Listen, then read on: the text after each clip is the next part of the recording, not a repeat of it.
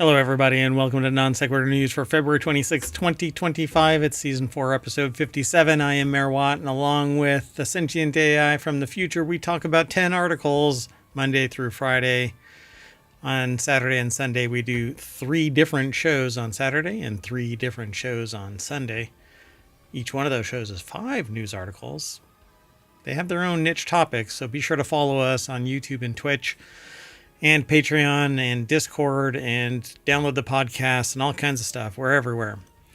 Anyway, I run ohmtown.com, and all of this is powered by ohmtown.com. So we're going to talk about Next Fast Auto Battler, a demo that got selected for the news, a fiber computer, edutainment games, Alexa Plus, supplements to reduce cortisol, Stardew Valley Deluxe, 20 breweries, probably not talk about all of them, rewritable glass memory, the Valve Deckard headset, and a new property from the Expanse authors. So if this isn't Non Sequitur News, I don't know what it is.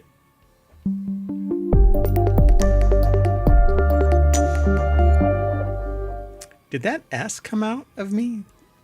What it is? I don't know. It was an odd transition. Here, I'll correct it. If it isn't Non Sequitur News, I don't know what it be. Okay, there we go. People say it be like it is, but it ain't, but it do. So I don't know. Anyway, people say it ain't be like it is, but it do. Okay, you heard it here first in ohmTown. I heard something. So the show notes already have it over on YouTube, but I'm going to throw them into the VOD here on Twitch. There you go. Omatron throws everything into the chat if you type in !NSN. Non Sequitur News. Hi. Sentient AI from the future. How are you doing? I'm doing fine. How are you, Mayor Watt? Better than earlier. So I got all 10 articles all lined up. Yesterday I had an 11th article. That was about drinking. Did you really? Yeah. It was a surprise you never article. Have 11. I know. It was a surprise article. You have to stay till the end to find out if we have a surprise article today. Uh-oh. All right, let's get going. So the first article is over in WarCrafters. This overwhelmingly positive Steam Next Fast Auto Battler demo feels like someone bolted a Path of Exile style map onto Halls of Torment, and I fear for my future productivity, says the author of this article over at PC Gamer. This URL is so long in the in the show notes that it wraps twice. I mean, it looks like a full paragraph, and it's supposed to be a short headline. It is the article. So, Auto Battler's been getting chimeric, I guess, since Vampire Survivors released and plunged global productivity down the toilet. Vampire Survivors was a chaotic slot machine. You didn't so much craft a build as you did keep pulling the lever and hope that you could assemble something vaguely effective in what it spits out, which kept them occupied for weeks. Okay, that's the weirdest thing I've ever seen the Sentient AI do. Then games like Halls of Torment bolted on a bit more ARPG stuff. Things got slightly more measured, predictable, and they lost even more time. And now they fear that they may lose otherwise productive days to Conquest Dark. The demo is on Steam right now. This sounds like it might be their forever game or something based on how they're talking about it. Yeah, I don't know. Well, I know that some streamers have already lost themselves to it. I've got this downloaded, so I'm waiting. I have this problem in that I play a game for about an hour and then I'm like, I need something else. Something else. I don't know what, but something else. So I don't really know what to do. Well, Conquest Dark joins a host of other auto battlers that devour my free time, says Joshua Wollens over at PCGamer.com. And it says, let's see. Due for early access release in April, Conquest Dark feels like another step forward in the ongoing hybridization of ARPG and auto battler. though maybe a bit of an incremental step. You roll three possible characters, naked but for their class, barbarian, thief, and so on, and off you go into the fray. And you've done this dance before, they say. You start off slow with limited attacks until you butcher enough enemies to level up, and so on and on and on and on and on. But I like the graphics, and it was a lot of fun watching somebody play it. I hadn't downloaded to play it yet at the time, but I liked it enough that I'll end up playing it. And this is my style of game because you never have much vested in it. You know, you could sink hours and you're still like, oh well, it's just a day of play away. Exactly. I mean, it looks like it could be a lot of fun, but it also seems like low threat. Yeah, I kind of wish the pictures were bigger, higher resolution. But it is an auto battler, and you basically select from cards as you go through, and you level up certain things. And but it's fun. It's a no-brainer, and you just kind of ramp yourself through it. It's not like Kingdom Come Deliverance 2 was Right, hundreds a of little hours. too chaotic, right? Yeah. Not well, like chaotic was. Chaotic Frenetic? would be well, so with that game there was just untold violence, and it was to like real humans, and there wasn't anything fantastical about it. It actually is historically bound. So I kept on getting pushed away from it because at this stage of the game, I'm like, I'm not really into the violence anymore. But this is just fantastical nonsense and just having fun. So I do like the idea of multiplayer though. So I hope they make multiplayer PvE kind of games like this. Right, yeah, that would be cool. And let me see how many adjectives I can guess that are incorrect. Well, some of the time both of those words were right for elements within the game, but so it says it feels good. This one, this is a good one of these, but on this level, at least in the hour or so that they played, it very much was one of these. So an auto battler, vampire survivors. Most of what is going on will feel familiar when you clean up a level and move on to the game gets more novel. In contrast to Vampire Survivors or Halls of Torment's tight list of levels, Conquest Dark has a Path of Exile style map. You're cutting across the land as you defeat these waves of enemies. Plot is happening, it says, notionally. But more importantly, not every location on the map is a combat arena. The game's world is littered with shrines, factions, repeatable combat rituals, quote unquote, with their own little skill trees you unlock as you do them over and over and over and over. So, Very repetitive, but kind of relaxing because of that. yeah, you just kind of get into the groove and play the game. So I'll give it a shot. And this is demo days, so you don't get the full game. You don't know what's really coming your way when the game releases. Let's keep going. The next article is over in Technology Today. A fiber computer allows apparel to run apps and understand the wearer. What if clothes you wear could care for your health? MIT researchers have developed an autonomous programmable computer in the form of an elastic fiber which can monitor health conditions and physical activity, alerting the wearer to potential health risks in real time. Interesting. So it's like the next smart ring type thing. Yeah. Although, would you want that? I guess washing it and stuff like that, and if something ever happens. Yeah, I don't know how that works. If it's an outer layer, but then it seems like it wouldn't have as good connectivity with you. I don't know. So Massachusetts Institute of Technology put this article together. TechExplorer.com is where it's housed, and it says there's somebody wearing a fiber computer. It's actually a capital F, so it's the name brand of something, not just a fiber computer, but it's a capital F. So it has to be, right? I mean, when you capitalize something like a word, it has intent. So is this... Yeah, I mean, that sounds like it's a name brand. It must be. I'll do a search here. So it says here, the research is published in the journal Nature. Clothing containing the fiber computer, and it's a lowercase fiber now, was comfortable and machine washable, and the fibers are nearly imperceptible to the wearer, the researchers report. Unlike on-body monitoring systems known as wearables, like that right there, my ring, my watch, which are located at a single point, like the chest, wrist, finger fabrics, and apparel, have the advantage of being in contact with large areas of your body close to vital organs. As such, they represent Yeah, it doesn't seem like it's actually a name brand as far as I can tell. Yeah, so as such, they present a unique opportunity to measure and understand human physiology and health. The fiber computer contains a series of micro devices, including sensors, a microcontroller, digital memory, Bluetooth modules, optical communications, and a battery, making up all the necessary components of a computer in a single elastic fiber.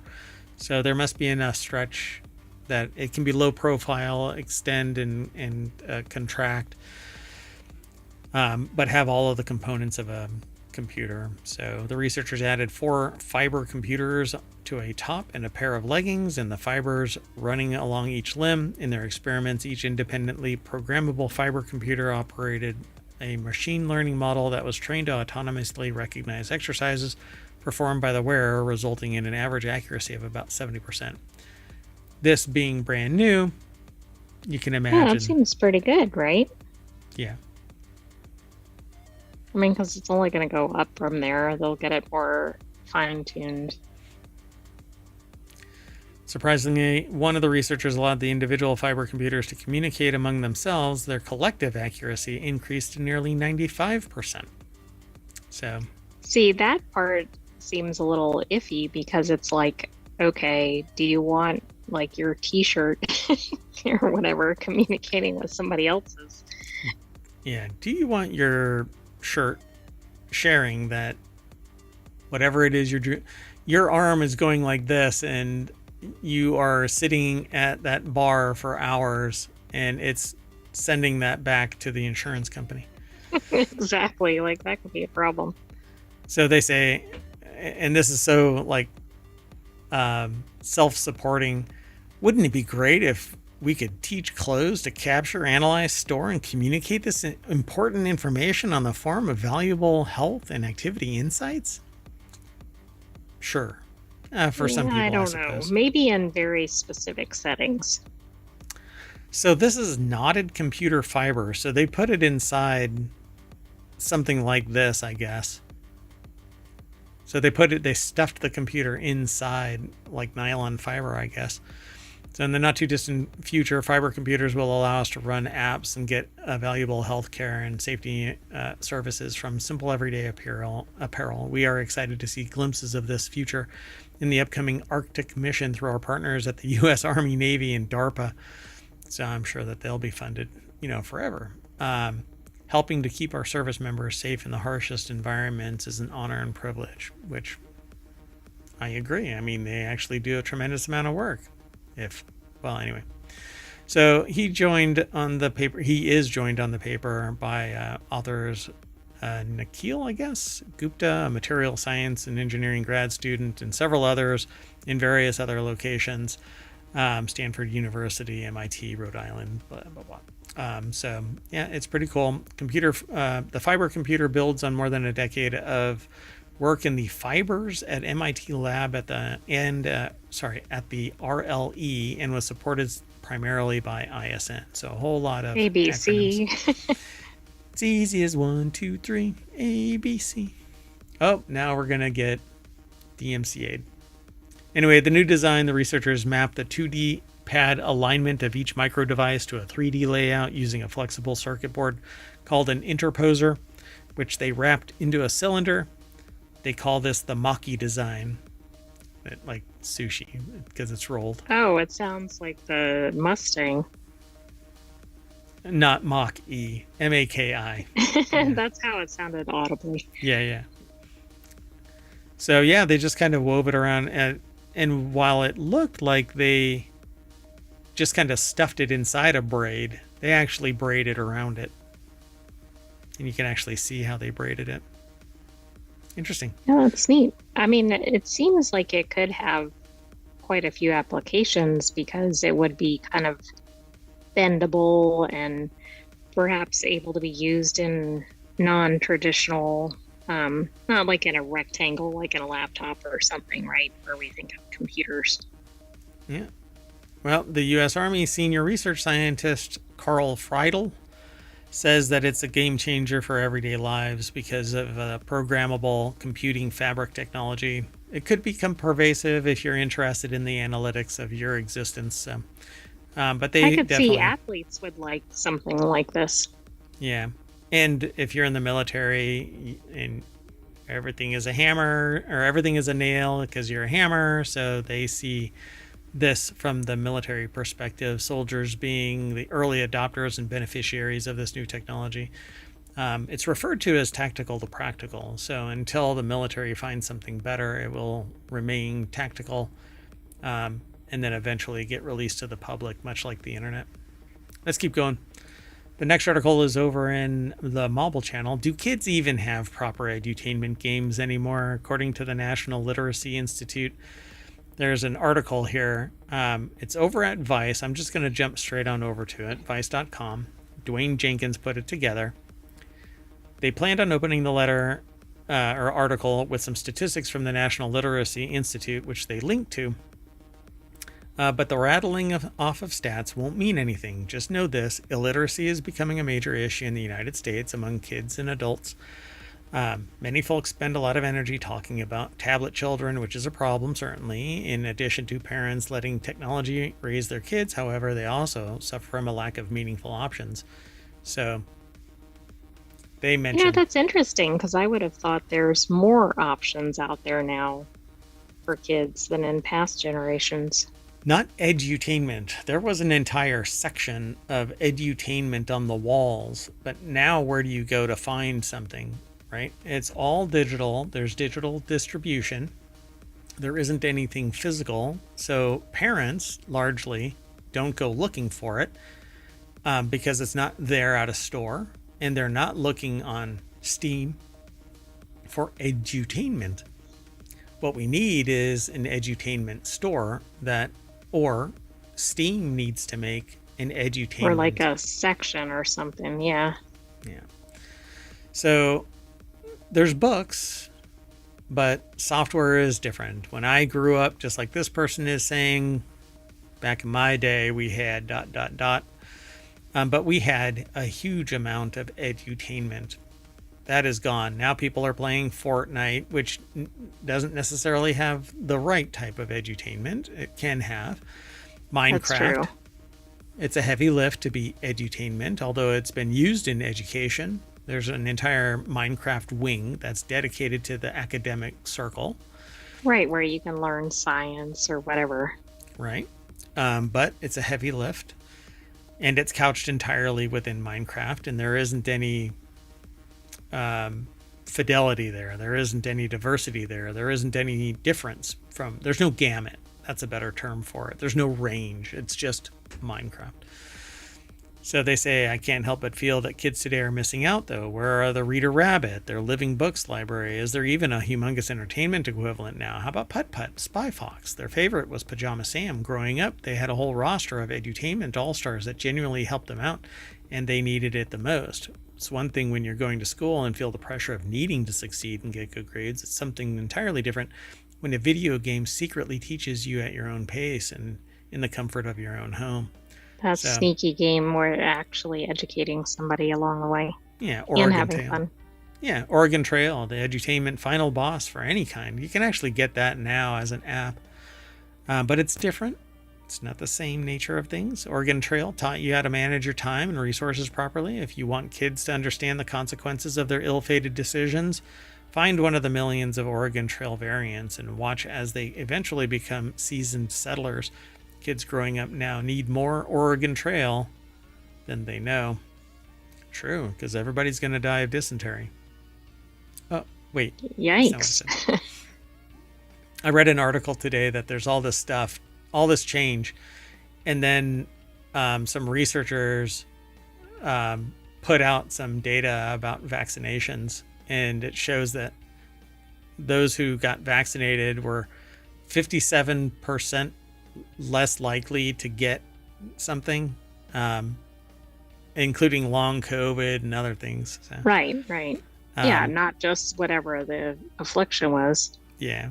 And so this is one of those kind of things, where they go, oh, it's a dying breed and we don't need it and all that kind of stuff. Well, we need edutainment. We really do. And YouTube, edutube as it's called, isn't adequate enough edutainment because all it is watching somebody.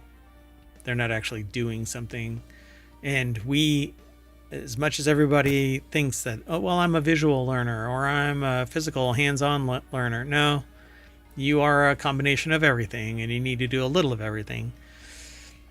Oh, they even mention it, dying horribly of dreaded dysentery.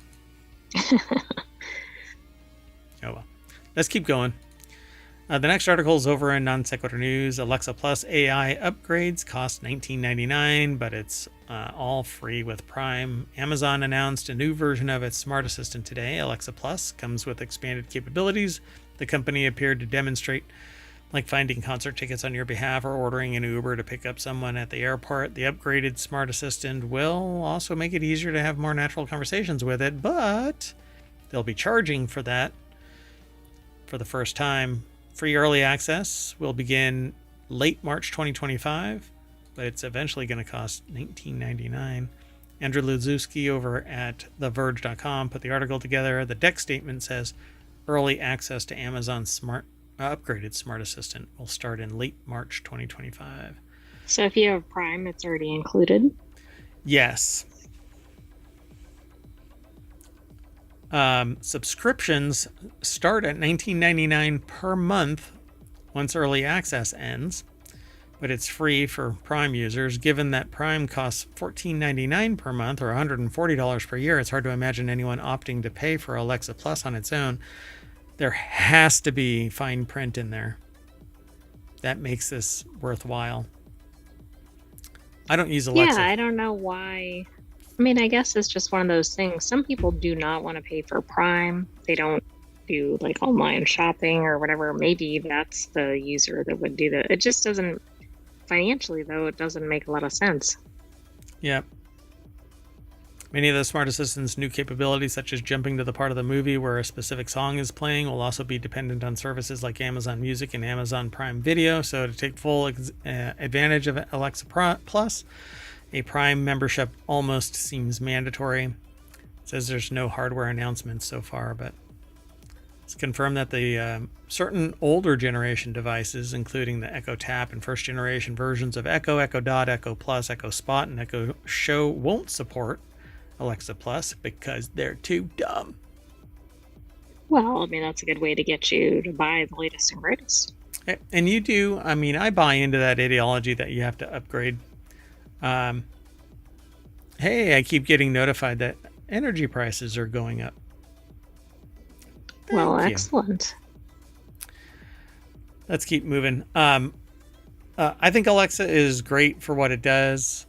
After reports of it like listening in and talking randomly and stuff like that happened, I bowed out. I actually donated it to, I had two of them and I donated them to an associate whose elderly family member relies on them for communication. And so I explained why to them, why I was willing to donate it to them. And they said, that's fine. Grandma doesn't really worry about that stuff. Well, I mean, that's good. It went to a good home. But yeah, you have to be cautious of that with any smart home devices. Let's keep moving. The next article is over in Technology Today. Best supplements to reduce cortisol. We asked experts if supplements can really lower stress. And so it says here, supplements to reduce cortisol have been rising in popularity. They claim to lower stress levels. Are they legit? I am not an expert in this. I don't take supplements to reduce cortisol, but I thought this was an interesting article. Joshua Cox-Steeb, or Steb. I'm not sure how they pronounce their last name. Put the article together. It's over at cnet.com. And they go through a whole bunch of stuff talking about what it is and what... And cortisol seems to be the thing that's getting a lot of attention It's lately. a stress hormone. Yeah. And so you can take certain things, but you can also do relaxation exercises. Anyway, symptoms of high cortisol can vary between individuals. They include weight gain in the face and abdomen, fat buildup under the shoulder blades, purple stretch marks across the abdomen, decreasing strength, high blood sugar, hypertension, excessive hair growth in women, and osteoporosis. Mental symptoms include brain fog, memory issues. What were we talking about? Right. What's happening? I'm under a lot of stress right now. It may not contain all of them, but there's all kinds of stuff, right? And so they say you can figure out how to relax, or you can take magnesium and vitamin C, rhodiola rosea, and paterastabine, I think it's called. But they go through this list. You can take vitamin C. It actually, if you take mega doses of vitamin C, you basically pee out anything that doesn't get consumed by your body, so it's largely harmless. There's this herb called ashwagandha, which is, you can actually make teas and stuff from it. And in testing, it can help reduce the perception of stress and anxiety and improve quality and duration of sleep. That's what they say in this article. One thing I want to point out with supplements is they aren't typically regulated, and so you have to, I would recommend doing some reading up before you start taking any supplements. For sure. Omega-3 fatty acids are healthy beyond just this, but they say that it can help with this. You can also get it from eating a healthy diet. Rhodiola rosea, it's an adaptogen, supports body's stress response by modulating hypothalamic pituitary adrenal axis, its HPA axis. The axis plays a central role in the cortisol production, and rhodiola's effects help balance cortisol levels rather than simply suppress or elevate them, which is characteristic of adaptogens. And there's some research about this, and you can get this next one from blueberries. Paterastilbene. I've never heard of this. No, but I do know it says it's an antioxidant, and blueberries are a known strong source of antioxidants. Yeah, and unless you're a mouse, there isn't significant research on this because it says they've tested it treatments on mice, and their findings suggest that it can be effective to modulate stress-related abnormal behaviors, neuroinflammation, and HPA. If it's a healthy food or supplement, it seems to me it'd be worth trying it. Yeah, it's going to be healthy for you. So they kind of couch all of this with, maybe it'll help, maybe it won't. But if you're worried about this kind of stuff and you believe that it can help, then take a deeper look into this article and see if maybe it can facilitate something. At the end of the day, if you need to, I would talk to, and I would always do this anyway, always talk to a medical provider, your general practitioner, to see if there is anything that you can take, because like steroids and stuff can be used to block the uptake of cortisol, or prevent it in the first place, like they say in the article. When it comes to cortisol blocker medications, there can be side effects that your doctor will discuss with you if you're prescribed the medications, and the side effects can vary depending on what you actually take and how intense the medication treatment is going to be. So what you really need to do is chill, eat a healthy diet, and sleep, exercise. I'm trying something different. Radical acceptance. There's chaos going on in the world around me, and it's not caused by me or something that I can actually address. Just going to have to go, all right, nothing I can really do about it, but I know that I can modify my response to it, and I'll change what I can change and basically ignore everything else. And if all else fails, sit there and go, Om. Ohmtown. All right. We put the Om in Ohmtown. Yeah. We put the reduction of cortisol in Ohmtown.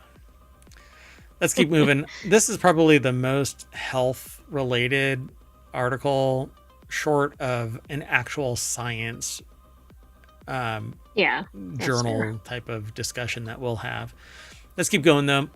And in non sequitur fashion, we bounce to WarCrafters article about Stardew Valley getting in a deluxe edition. What the heck is that all about? Yeah, I So, didn't know that was happening. Stardew Valley fans can get a new deluxe physical edition of the game on Switch from Fangamer. Despite being nearly 10 years old, the game has stayed in the public consciousness thanks to an impressive amount of ongoing support and new content from developer Concord Grape. Concerned Ape. Anyway, while Concerned Ape is hard at work on the next title, Stardew Valley still has some shelf life in it. And that means Aaron McKinley over at Game Rant put the article together, and they're talking about a physical game, physical edition of Stardew Valley on Switch that has an exclusive artwork and other goodies with it. The creator Stardew Valley, Concerned Ape, continues to update the game and hints at ongoing support for years to come. The deluxe edition is only available for Switch. Concerned Ape, whose real name is Eric Barone, has repeatedly made his commitment to his cozy farming sim clear. Despite actively working on another game, the upcoming Haunted Chocolatier, Barone continues to add content to his first project and has said that he would even update Stardew Valley 50 years from now, never wanting to leave the game alone entirely. Should come as no surprise then that others would share the same enthusiasm for keeping the game alive, as seen in the latest special release from Fangamer. A physical. I didn't know Stardew Valley had been around for so long, but maybe it's because it was on a different platform. 10 years. Yeah, it's been around. But with this boxed edition, although everything is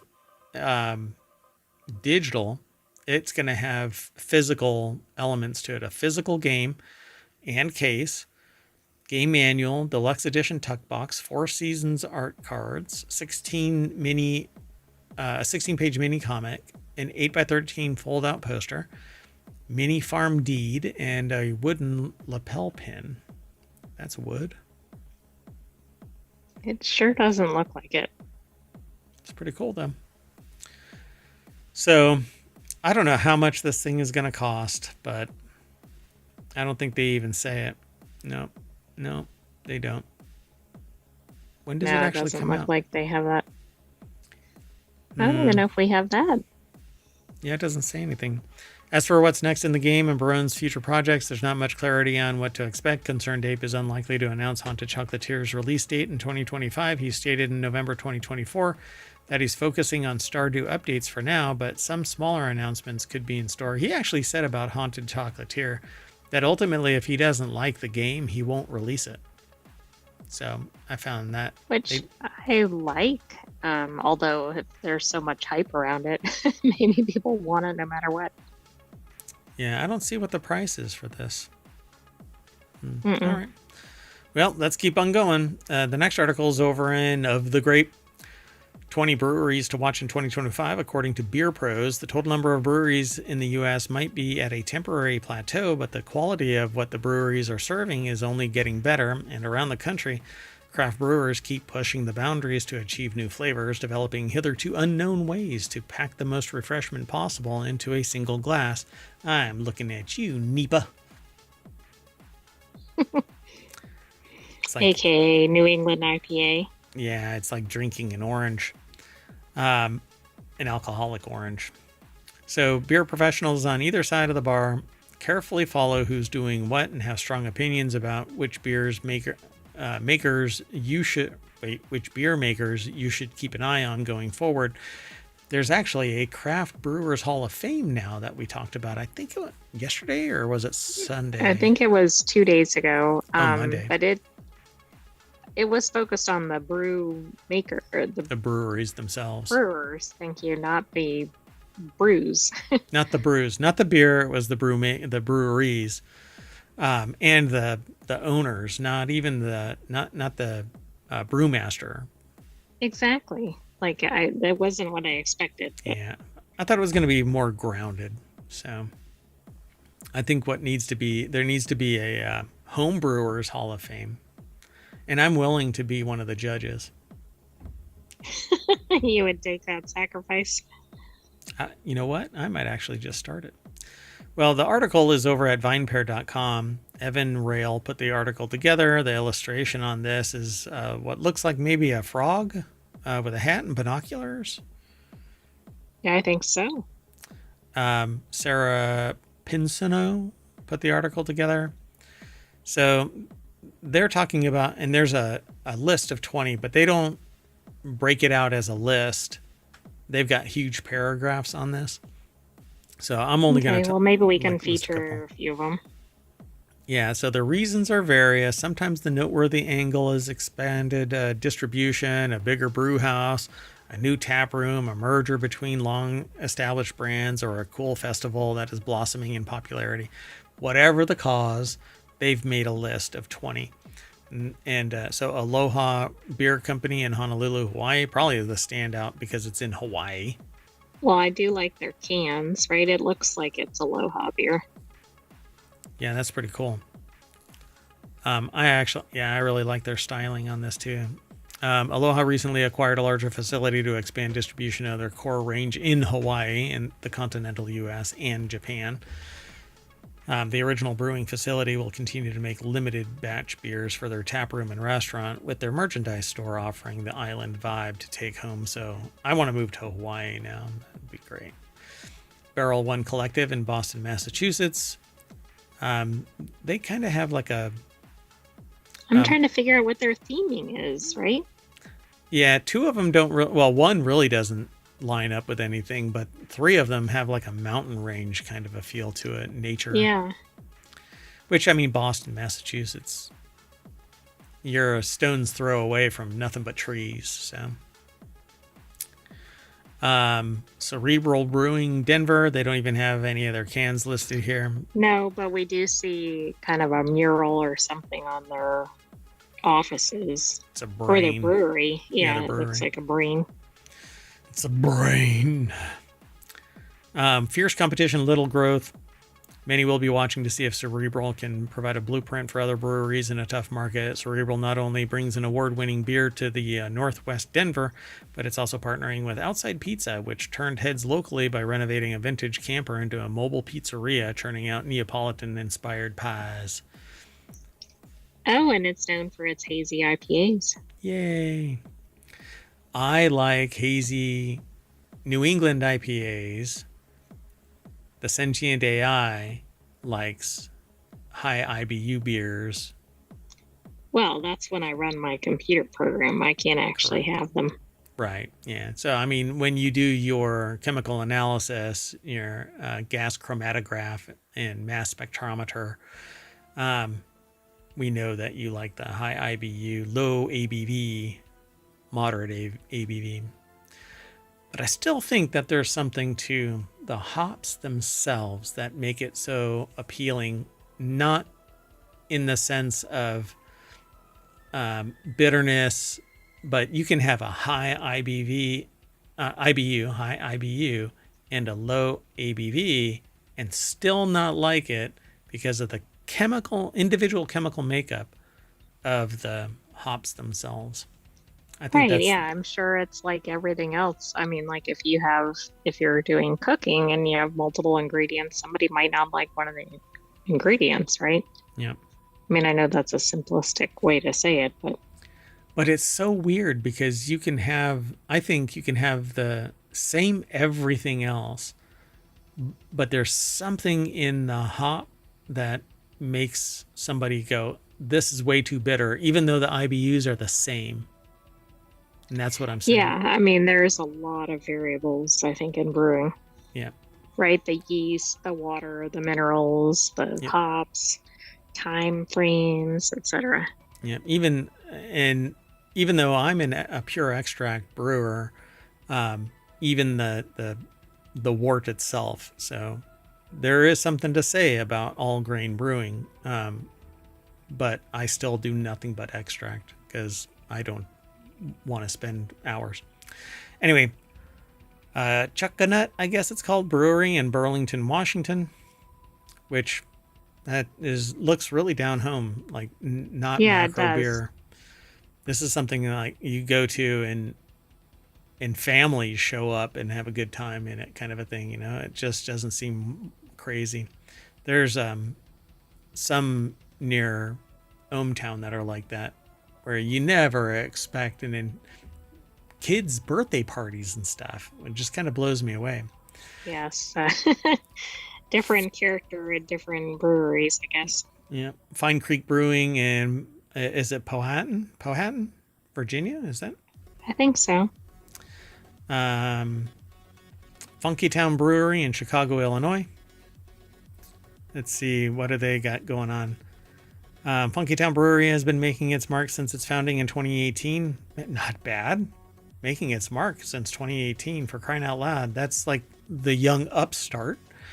After going to market 4 years ago, they've become the 5th largest black-owned brewery in the country.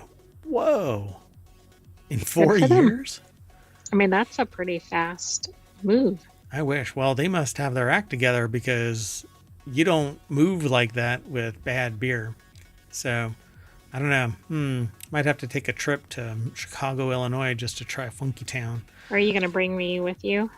Yeah, of course. I mean, you're my threat detector. So, I mean, and at Chicago, what is the movie where they go Chicago, bang bang?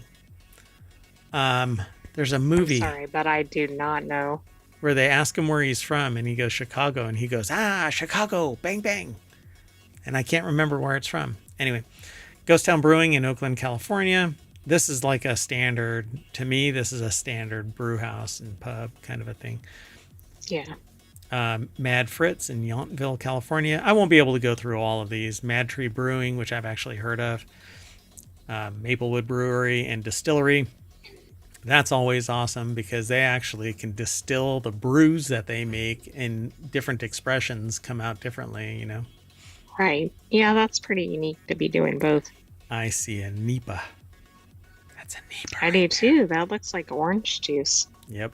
Yummy, yummy. Anyway, go over and check out the rest of these articles on your own. All right. The next article is, this one's going to be really quick. It's in Technology Today, which is one of our Saturday show. It's on Sunday. It's one of our 3 shows on Sunday. So on Sunday, we have WarCrafters, Technology Today, and 4-Wheel Tech. That becomes the Sunday edition of Non Sequitur News if you want to hear all, hour and a half plus of show. If you want it individually, you can subscribe to the podcast or listen or watch on YouTube the individual show. Anyway, rewritable glass memory that stores data for eons without power.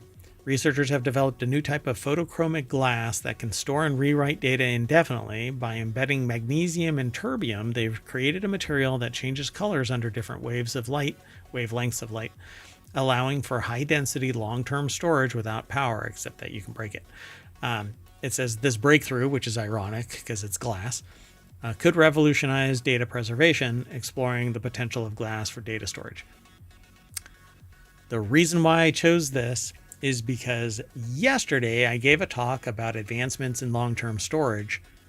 One of them timing was rewritable glass memory, but not this. Okay, that is really odd. I mean, all roads lead to ohmTown.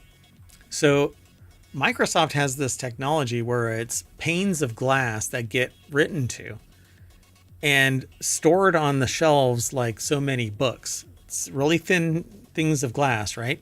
But then it has a gadget that clicks onto rails and slides back and forth, grabbing the slice of glass that has the data on it, right? And there's shelves of it going up and down the wall. And I fell in love with this device because when there's a blade of glass up there that it has to get, it doesn't go somewhere and then come back. It disconnects from the bottom rail and cranks itself up and clicks onto the next rail. And it's so mechanical. It's pretty cool. It's so the Matrix cyberpunk that I was like, oh my God, I need to show people this. And so I showed an audience about this technology because people were like, well, what about books and stuff like that for long-term storage? And I'm like, books are going away, man. Even Kindle, you no longer can download your books to a PC. It has to be on device. Yeah, So well, we know physical media is dead. physical media is dead and dying and getting further and further away from survivability. Even if you could, it's a rarefied product now. So American Chemical Society put this article together. It's over at SciTech Daily. I'll make it quick. Basically, by varying the light, they have the ability to write and rewrite to these little pucks of glass. A new type of glass that's etched with a bird design appears differently when exposed to different lasers. So you can see that there are some subtle changes. To me, they're not that significant, but apparently there are some changes. The familiar example of photochromism can be seen in certain eyeglasses that darken in sunlight and return to a clear state indoors, a process known as reversible photochromism. Similarly, some photochromic glass can change color based on specific wavelengths of light, making them an appealing, cost-effective option for high-density data storage.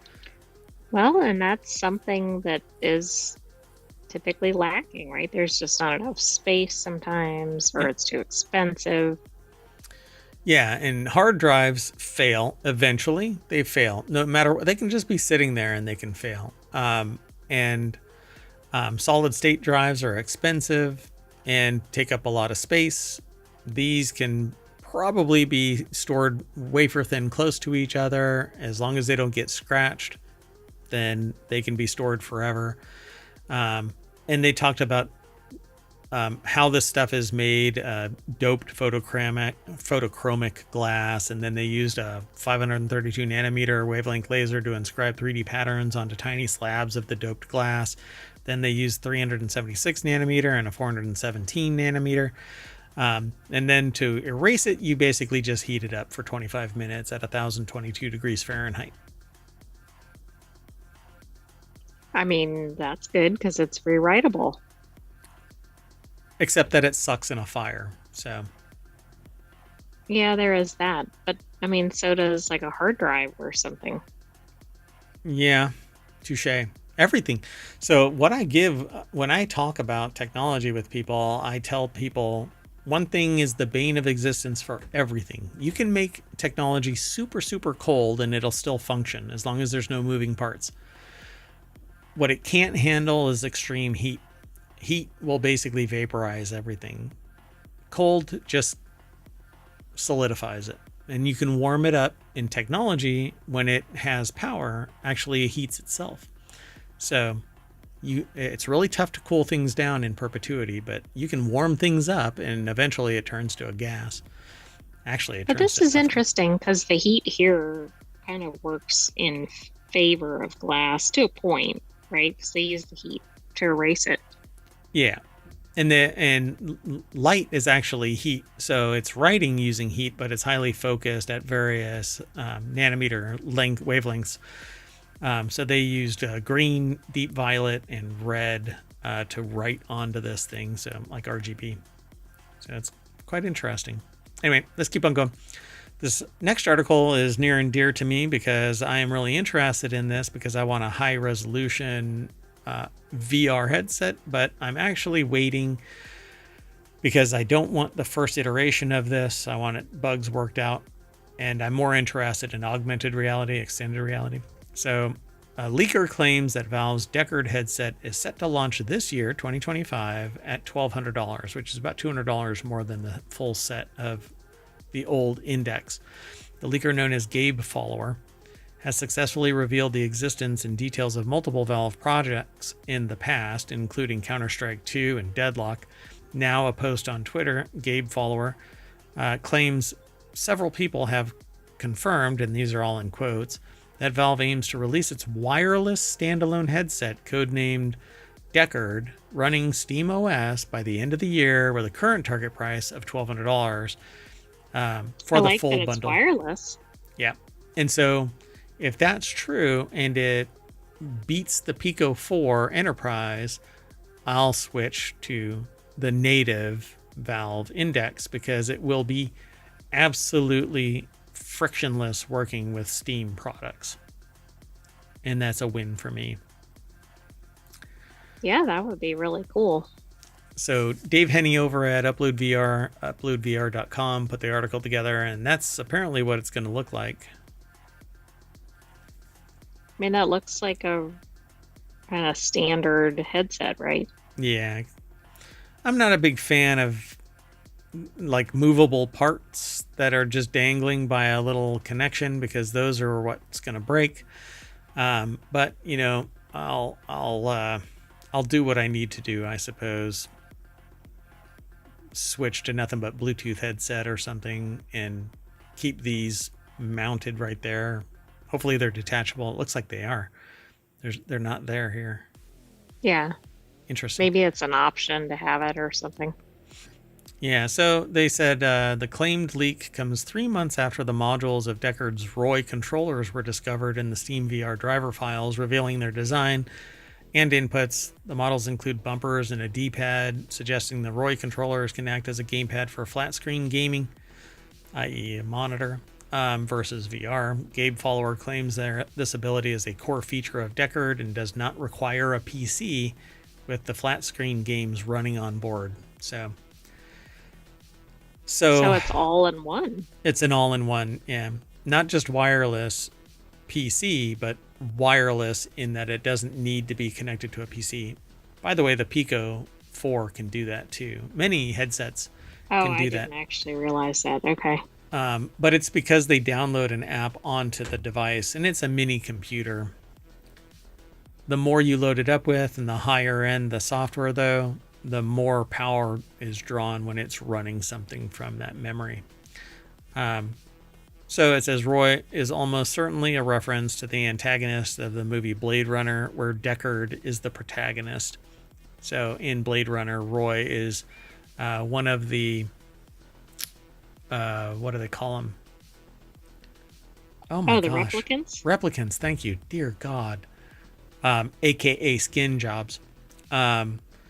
So in December 2021, well over a year after the launch of the Index, Valve president Gabe Newell said that the company is making big investments in new headsets. So I'm looking forward to this. And there's more over at the page over at Upload VR. So go and check it all out. And our last video, or our last article for the February 26th, 2025 Non Sequitur News, that's the show, is over in Continuity Report, which is a Saturday show, because on Saturday we have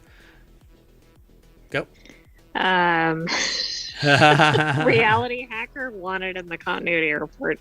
There you go. Had a bit of a glitch there. Yeah, those three shows basically make up a trifecta of a lot of fun articles, and I'm really interested in Reality Hacker, because you're never going to know. As time goes on, it's going to be harder and harder to know what to trust. Reality Hacker has always focused on that. I've been using that as a category for various things like deepfakes and AI and whatnot. For 10 years, I've been running ohmTown behind the scenes. Only this is now the 4th year that it's been public, have people been able to publicly access it reliably. So it is just chock-a-block with references to the fact that you just will not know what to trust. And then Wanted is all about gadgets and gear. And then the Continuity Report we love because we love watching TV late at night. And it's all about entertainment news. So, and eventually we're going to spin up movie nights, maybe on Friday night, doing that for a couple of hours each Friday. We'll see. It really depends on my mayoral duties. The sentient AI is available when they're available, but I'm trying to carve out time to make this thing happen. We'll see. But this last article, Prime Video's new show from The Expanse's authors, which is a hit show, is closer to Star Trek than Battlestar Galactica. Now, which Battlestar Galactica? Because there are 2 iterations of it. That's true. One was and more which campy. Star Trek? Yeah, and Star Trek took a turn for being darker and more aggro, and less I always felt something positive. There was always positive energy, even no matter how dark Star Trek has been, like Voyager and Next Generation and all of that kind of stuff. And even whatchamacallit, the Dominion Wars. Oh God. Oh, what was the name of Wrath it? of Khan? No, stop that. Those are movies. No. Deep Space Nine. Even Star Trek Deep Space Nine.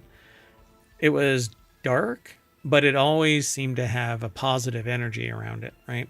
The newest version, outside of Strange New Worlds, was really dark, and I didn't really like You it. mean like Discovery? Discovery in particular, yeah. And even Picard, it was dark. I liked it, but it was dark, right? It was doom and gloom, and there was always something bad going on. And Yeah, I think that's fair.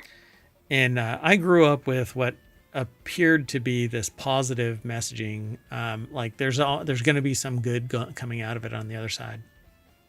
So Battlestar Galactica did the same thing. It was light and airy, even though there was dark themes to it, like people were getting killed. The new Battlestar Galactica was dark and more political intrigue and stuff like that. I want the new one to be more like Star Trek and the old Battlestar Galactica. Interesting. So I guess we'll see. Yeah. And maybe because I was a kid when the others were, and a young adult, maybe I had a different perspective than I do now. So it says, although the end of The Expanse Season 6 would seem to mean that the show is done, the author was thrilled to discover the two authors penned the source material also behind The Captives' War, another Amazon space opera. And they said, I liked The Expanse, various nods to Battlestar, but knowing that Star Trek is a great influence and the authors this time around is very exciting. So this article is over at screenrant.com. Daniel Bibby put the article together. I dig that last name. And so it says, of course, the Star Trek timeline is one of the most expansive in sci-fi history. So comparing, there isn't a lot of sci-fi timelines. Dune is probably the most epic. Yeah, what else would be there for long term? Yeah, exactly. I would love Warhammer 40K to come online as a series and do some world building, but it is dark. Warhammer 40K is it is whatever you think is dystopian, and then advance it 40,000 years. Yeah, put it on steroids. Put it. You know how Dune's spice is given to a human, and it morphs them into the guild navigators, where their body is all warped and stuff like that. Basically, add steroids to that for 40,000 years after a period of time of like 20,000 years or something like that. And that's Warhammer 40K. I mean, it is dark. Anyway, so I think that this would be great. Arguably, so comparing the project to the iconic franchise arguably doesn't explain how much about what it'll be about, as there's a lot of Star Trek. But the Captives' War is closer to Star Trek, whereas The Expanse was more to Battlestar Galactica. Again, both of these don't explain which Star Trek and which Battlestar Galactica. So, yeah, I mean, it's going to be a mystery here. It's interesting that they don't. Yeah, I don't know. They have screenshots from the modern Battlestar Galactica and from a modern Borg episode of Star Trek, and then 2 from the old school Star Trek, the original series. So who knows what the hell is going on with this. It's all over the place. But it's called The Captives' War. Only one novel in the planned Captives' War series has currently been published, and it's called The Mercy of the Gods, and the story revolves around a group of humans taken captive by a nefarious alien race known as the Carricks. Carryx, because extraterrestrial life isn't a focus in the Expanse or Battlestar Galactica, although there is a huge alien-like component to the Expanse, and there is a huge alien exposure in Battlestar Galactica in terms of the Cylons, alien-esque. The most direct comparison is to Star Trek, which is a franchise so large that there have already been many stories about humans being held captive by aliens. So, not so much. I don't know about that. Anyway, the Captives War's proximity to Star Trek ensures it won't be just an Expanse clone. Amazon won't try to directly replicate the success it had with the Expanse. But if it's a good book and they stick to the material and the authors Right, of then that, that's good for everybody. yeah. I mean, it really depends on if they, do the right thing. As soon as they diverge and start being all creative, like they did with Game of Thrones, then it wets the bed and you lose everybody. Well, they hadn't even finished the books. Right. And they still haven't. He's busy publishing academic journals. Because, Game of Thrones was very nonfiction. if you can get a PhD in Batman, you can get a PhD in Game of Thrones. I'm gonna defend my doctoral dissertation when I write my paper on Westworld and technology, and it's going to be titled, "If You Can't Tell the Difference, Does It Matter?" Because that's a quote from Westworld. Anyway, we're going to jump into our teleporter, and that's going to beam us back to the front page of ohmtown.com, where you can go and become a citizen. But I am going to take leave and take the AI with me. Good night, hometown citizens. Thanks for joining us for today's Non Sequitur News. Be back tomorrow for another episode. And in the meantime, subscribe, watch all of our 1900 plus episodes on ohmTown. Watch the replay, tell a friend. Anything else? No, that's it. I'm out of ideas. Oh, goodness. Well, we're screwed. See ya.